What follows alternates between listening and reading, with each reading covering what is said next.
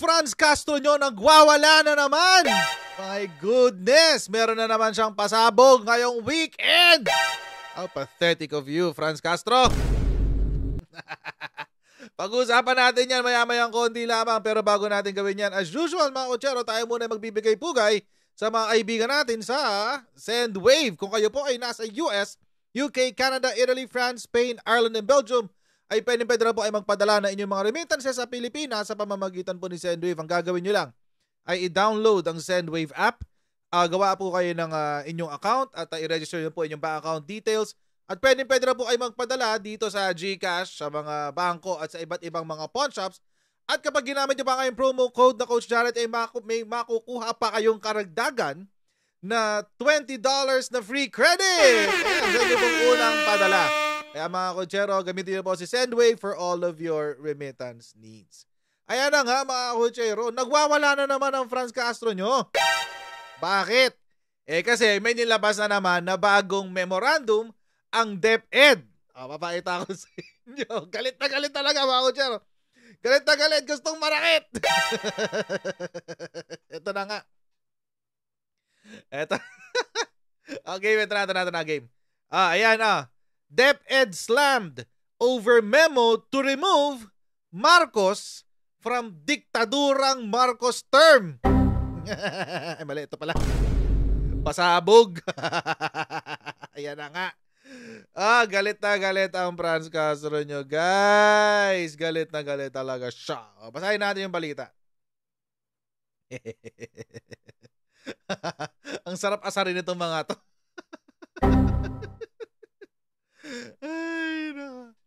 Okay. The Department of Education, DepEd, decision to remove former President Ferdinand Marcos Sr.'s surname from the term Diktadurang Marcos in grade 6 textbook is an insult to countless victims of human rights abuses during the martial law period. Pathetic. Ito sinabi ni yun nga ni Franz Castro. Sabi niya, House Deputy Minority Leader and ACT Teachers Party List Representative Franz Castro said this Sunday as she criticized the memorandum of DepEd's Bureau of Curriculum Development. Ano ba yun? BCD on September 6, which changes Diktadurang Marcos to just Diktadura in grade 6 Araling Panglipunan or Social Studies Curriculum. Okay. Ayan na nga. Mababaliw-baliw dito si Franz Castro. Ano po ba kasing ganap? Eto nga kasi, naglabas po ang DepEd neto, Bureau of Curriculum Development. Ayan, DepEd yan. Bureau of Curriculum Development. September 6, 2023, ang naglabas ay si Gina Gonong. USEC po ng DepEd. Ano po yung sinabi dito? Para po ito kay USEC Gonong, Undersecretary for Curriculum and Teaching. Ano pong sabi? This is in compliance with the Curriculum and Teaching Management Committee's directive to the Bureau of Curriculum Development to change Diktadurang Marcos to Diktadura. Pasabog. Found in quarter 3 of 2023 Matatag, grade 6 Araling Panglipunan Curriculum. The said directive to change the above-mentioned nomenclature was made even after the arduous process of review and revision was done under the guidance and scrutiny of experts, the review of stakeholders, and the public, and the launch of the Matatag curriculum. Nga ba? In view of the foregoing, this Bureau respectfully transmits the attached revised curriculum guide. Okay, so ito po yung mga pumirma. Ayan, sila. Okay. Curriculum Development Specialist. Okay, ayan na nga. Ayan. Tapos meron mga materyales doon sa likod. 1986 to. 1946 to 1986. Ano ba ito? Malamang kasama dito yung Ayan ito yata yung course outline. Ito yung course outline niya. Kaya nagwawala si Franz Castro. Galit na galit eh. Ang sabi ni Franz Castro, the decision to remove Marcos from diktadurang Marcos is a clear revision of history and an insult to the countless victims of human rights abuses and atrocities committed during the martial law period. Talaga ba? Talaga ba, Franz Castro? Wow! Sana pala dinownload ko yung sound effects na wow! Ay, nako. Stop it. Get some help. Stop it. Get some help, Franz Castro. Get some help. Obsessed eh. Ito pang sabi. The move to eliminate the name Marcos from the term diktadurang Marcos is a blatant attempt to whitewash the crimes and atrocities committed under his regime. This is a clear violation of Republic Act 10368 or Marcos Human Rights Victims Reparation and Recognition Act of 2013. And the DepEd should know this. Okay, ayan. Tingnan natin yung batas na yan, no? Actually, mga kutsero, may batas talaga yan. HRVV Act. Ito yung batas na yun. Ayan, an act providing for reparation and recognition of victims of human rights violations during the Marcos regime, documentation of said violations, appropriating funds therefore, and for other purposes. Ito po yun. Dapat nire-repeal na itong batas na ito eh, no? Sino kayang kongresista? Regardless kung ikaw ay nasa House of Representatives or nasa Senate, sino kayang kongresista ang maglalakas loob na i-repeal mga kutsero, tanggalin na itong batas na to? Sino kaya? Sino hong matapang? Alam nyo mga kutsero, ngayon po kasi kung kailan na majority pro-administration or majority ay miyembro ng administrasyon, this is the best time actually to do this. So, kung tatanggalin nyo to, that will be the celebration of the whole Filipino community. Matutuwa po lahat ng Pilipino. Alam nyo mga kutsero, kasi eto po, ako po merong medyo weird lang para sa akin. Para sa akin lang naman. Na nakikitaan natin dito ng personalidad sa isang batas. It should not be the case. It should not be the case. Sinusulat po ang batas para sa proteksyon ng lahat. Hindi po ito para gamitin pang propaganda. Yun nangyayari dito eh. Yun nangyayari dito eh. Yan. Yan. Actually, mali rin si Franz Castro kasi ang short title niya ay Human Rights Victims Reparation and Recognition Act of 2013.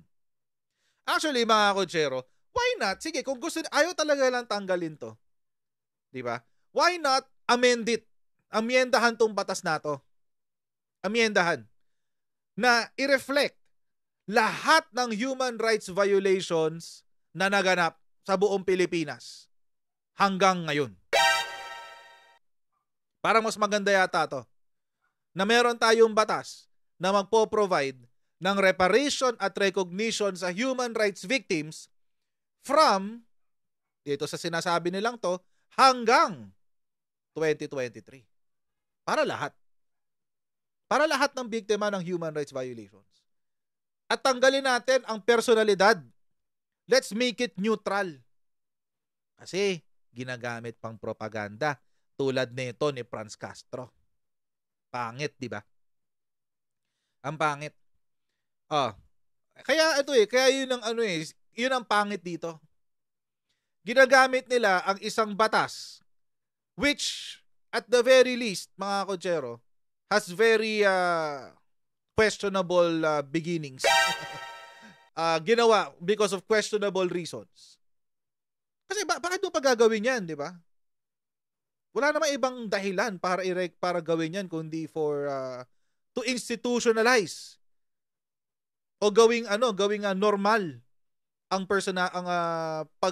pagsisira sa administrasyon ng Marcos. Para kahit kailan, forever and ever, basta merong Marcos na nakaupo, pwede mong ibalik sa kanila itong batas na to.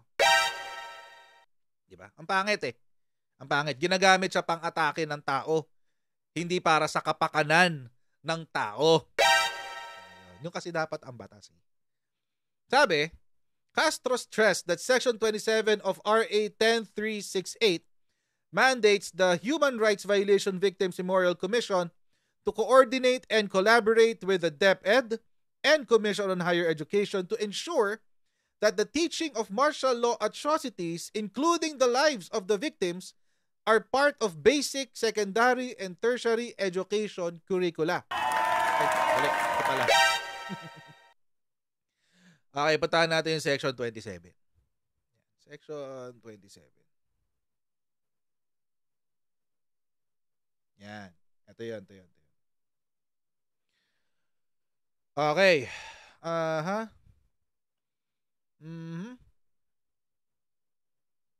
Ito yun.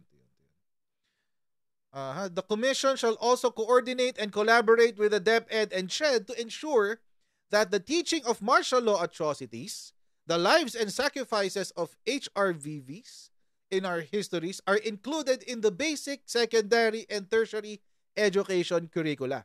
Okay, siya kasulat ba dito sa batas na to, Franz Castro, na dapat may kasamang Marcos? Question lang naman. Nagtatanong lang naman tayo, Franz Castro.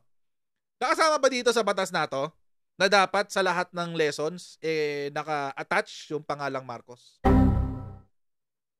Martial law na lang. Martial law lang, di ba? Martial law lang eh. Dapat sinulat nyo Marcos martial law. Kasi hindi eh. Martial law lang eh. Kasama lang siya dun sa long title. Sa long title, eto. Ayan. During the Marcos regime. Ayan. Dapat nga martial law na lang din sinulat dito eh. Para ano, di ba? Para walang bias agad. Kasi mga kakotsero, ito po yung sinasabi ho natin na very intellectually dishonest ang mga dilawamping CPP pagdating sa treatment ng kasaysayan. Very intellectually dishonest eh. Wala kang makikita o mahihita na pagiging yun na lang, honest to say the least. Wala kang makikita eh. Lahat dinadaan nila sa propaganda eh. Ito pa sabi ni Franz Castro. She branded DepEd's decision as a disservice to students education in their pursuit of historical truth. Just because the current president is the son of the dictator, Marcos, doesn't mean that we should erase his family's name from the proper term. Yun ang sinasabi niya. Hindi raw porke ang Pangulo, President Marcos Jr., dapat burahin na natin ang pangalan niya sa kasaysayan. Dapat forever nating maaalala na ang pangalan ni Marcos ay diktador. Dapat forever nating maaalala na ang pangalang Marcos ay mamamatay tao. Diba? Ganun lang naman yan eh. Dapat forever nating maaalala na ang Marcos ay magnanakaw. Diba yun ang gusto yung mangyari, Franz Castro? Nasaan ang intellectual honesty dyan? Bakit ko po sinasabi na nasaan ang intellectual honesty? Ito po kasi mga kotsero, sasabihin ko po sa inyo. 2017, July 16, 2017. Ano po ang sinabi ng Court of Appeals? Court of Appeals po ito mga kotsero. Court of Appeals, junks Marcos victims claim for $2 billion in damages. Bakit daw? Sa Tagalog, ibinasura ng Court of Appeals ang kaso laban sa mga Marcoses na ipinataw sa kanila ng mga biktima ng human rights abuses.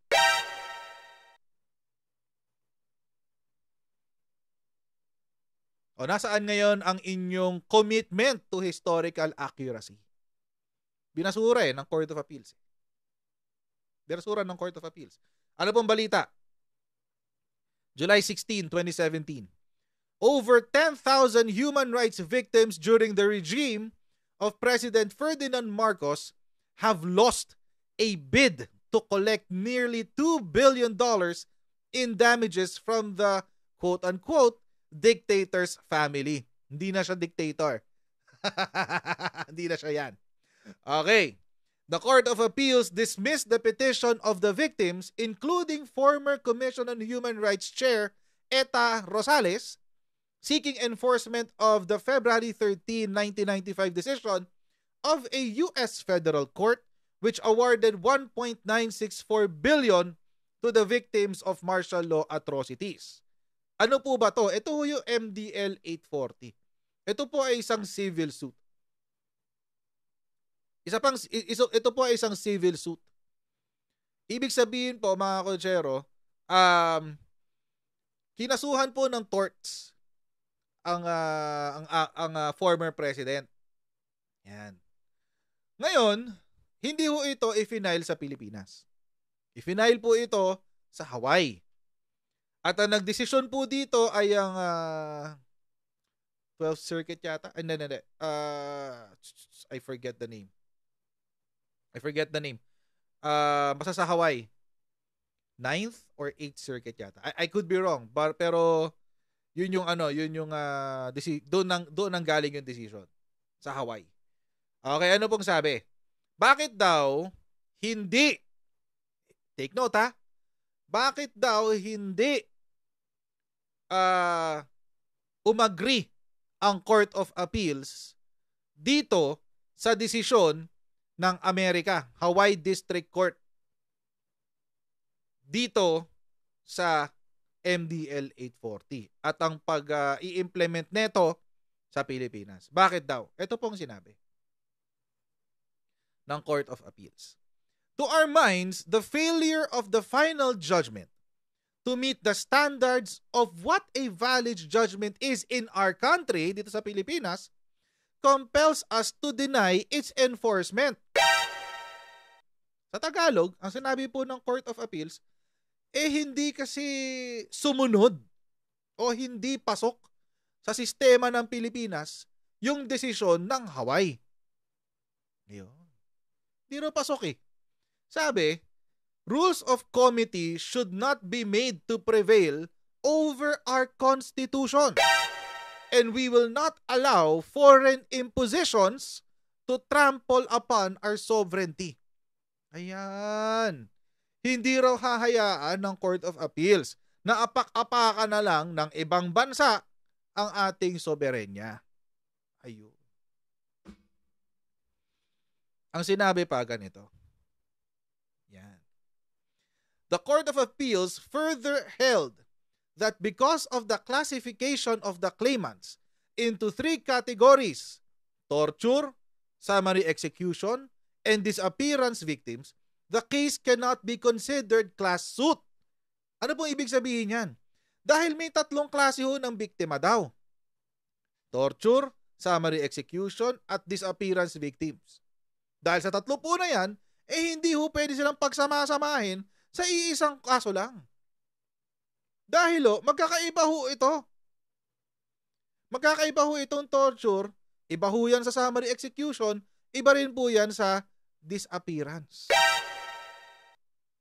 Yan. Ang sinabi pa ng Court of Appeals, the court explained that a class suit should mean that the parties who filed the case both for themselves and those they seek to represent share a common legal interest. That is, the subject of the suit over which there exists a cause of action is common to all persons who belong to the group. Yan. Ang sabi po ng Court of Appeals natin, hindi pwede kasi sa isang class suit, iba-iba kayo ng kaso. Hindi raw pwede yun, sabi ng Court of Appeals. Kailangan, iisa lang ang inyong inihahabla. Hindi pwedeng chapsuy ng kaso.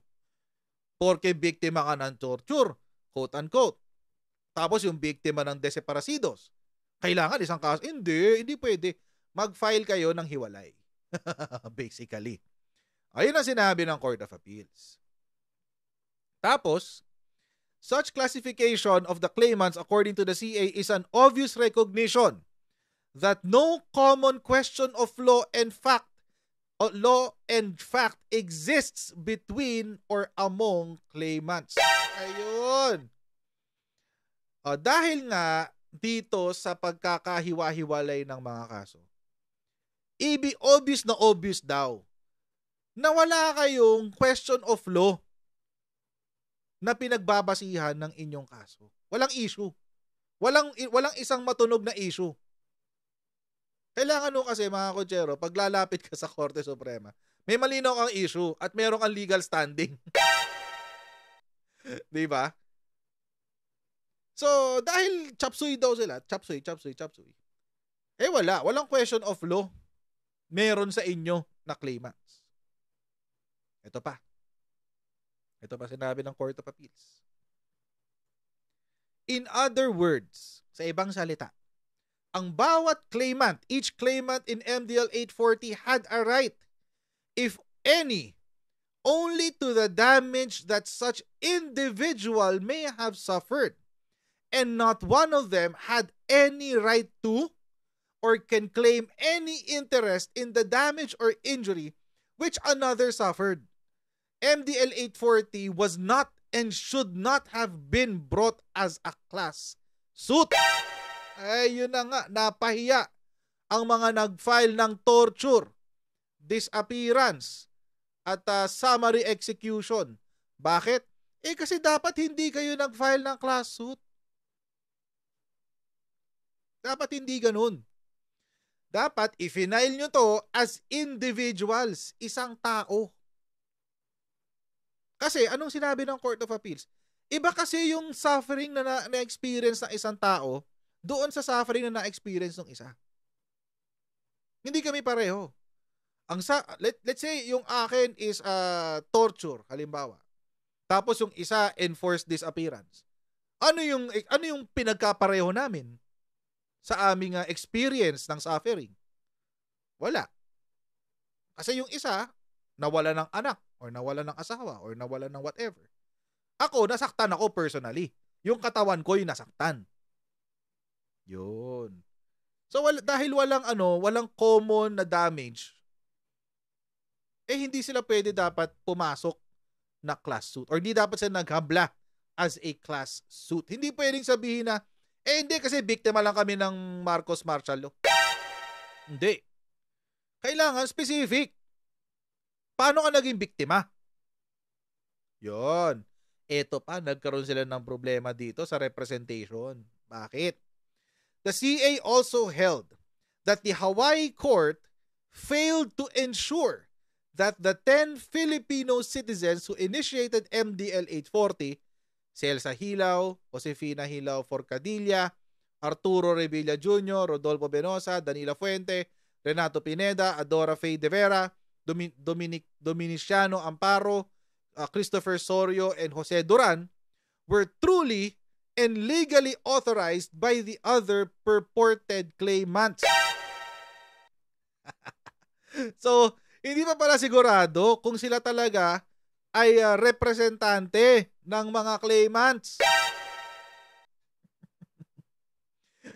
It cited the failure of the 10 to identify the other claimants they purportedly represent and to present any power of attorney from any of them.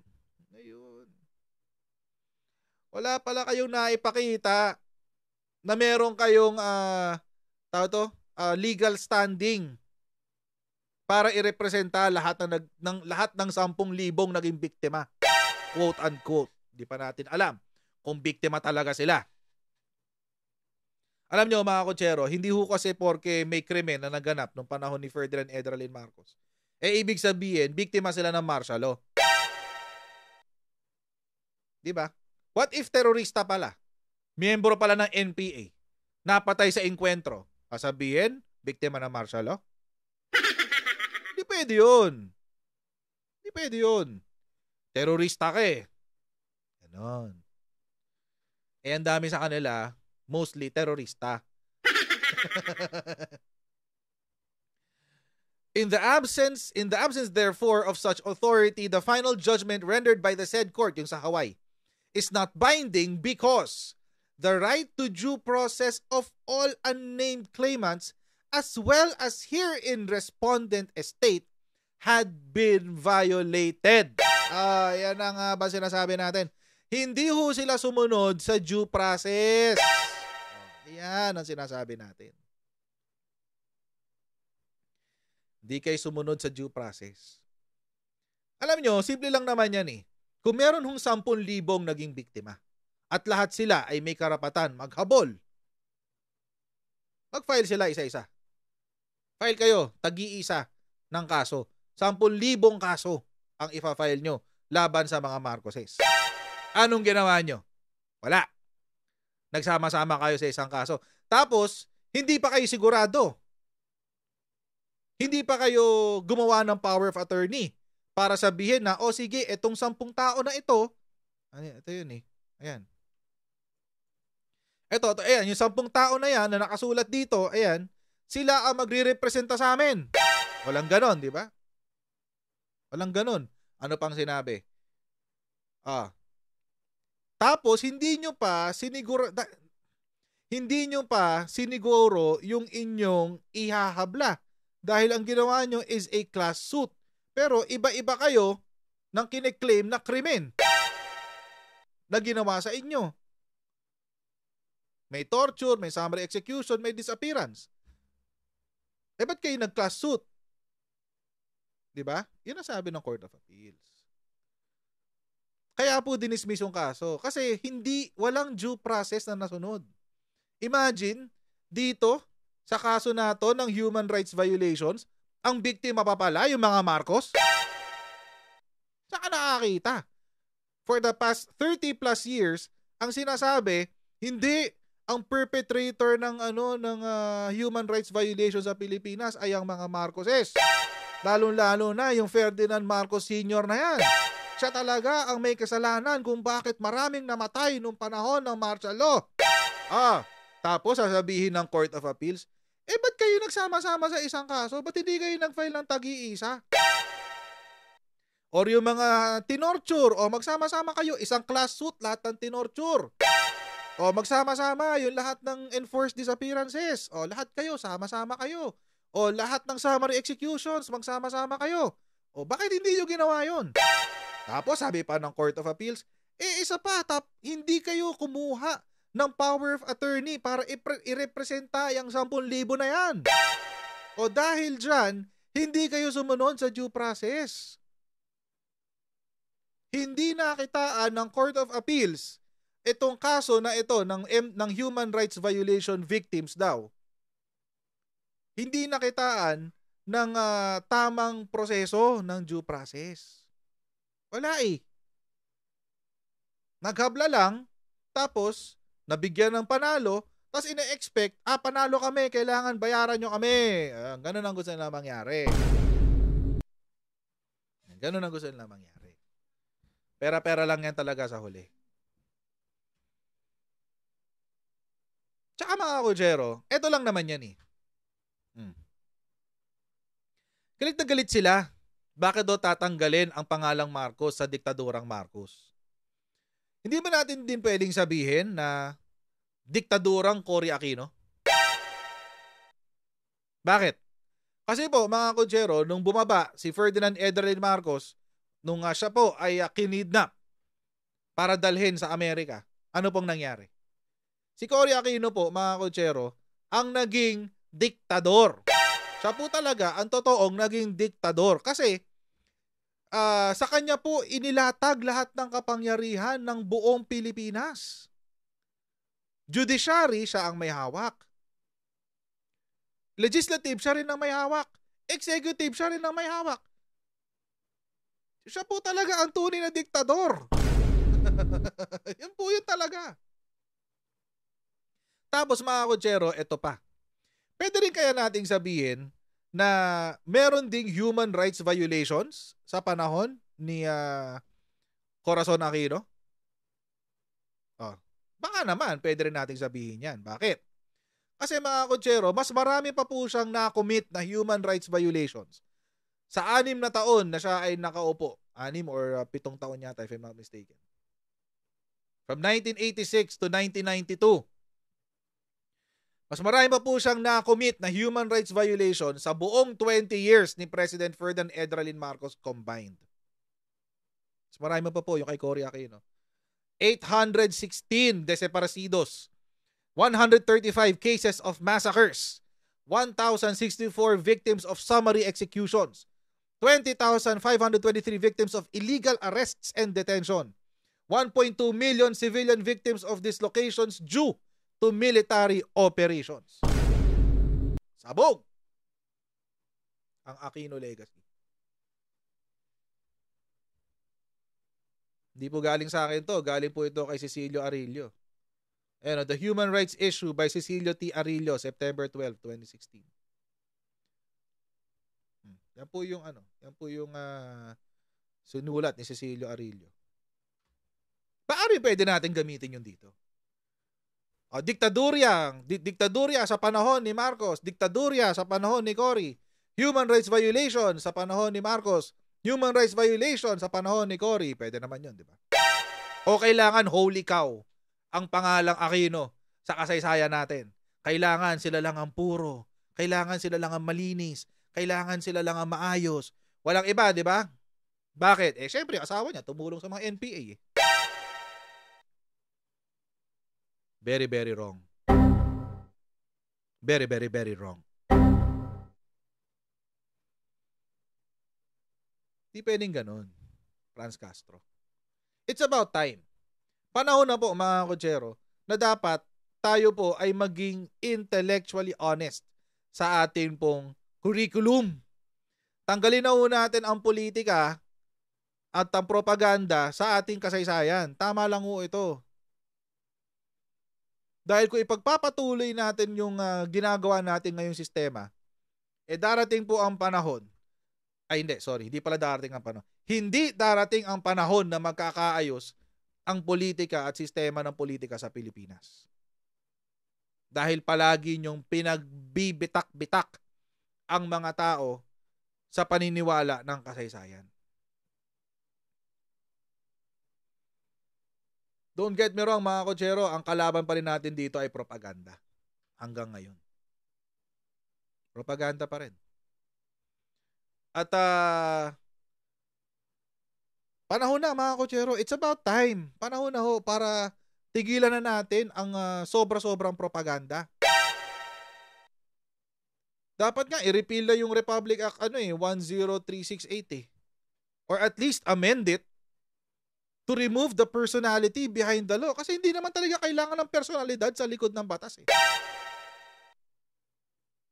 Hindi naman ito katulad ng Hitler, Mao Zedong, etc. etc. Wala namang ganun.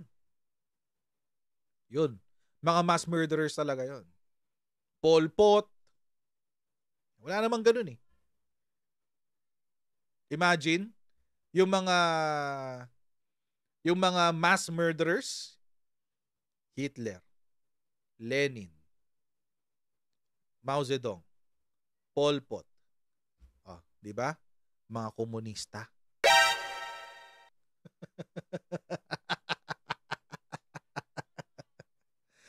Di ba, mga komunista? Yung mga totoong mass murderers. So, ingat-ingat tayo sa mga pinapaniwalaan natin na lumalabas sa bibig ni Franz Castro.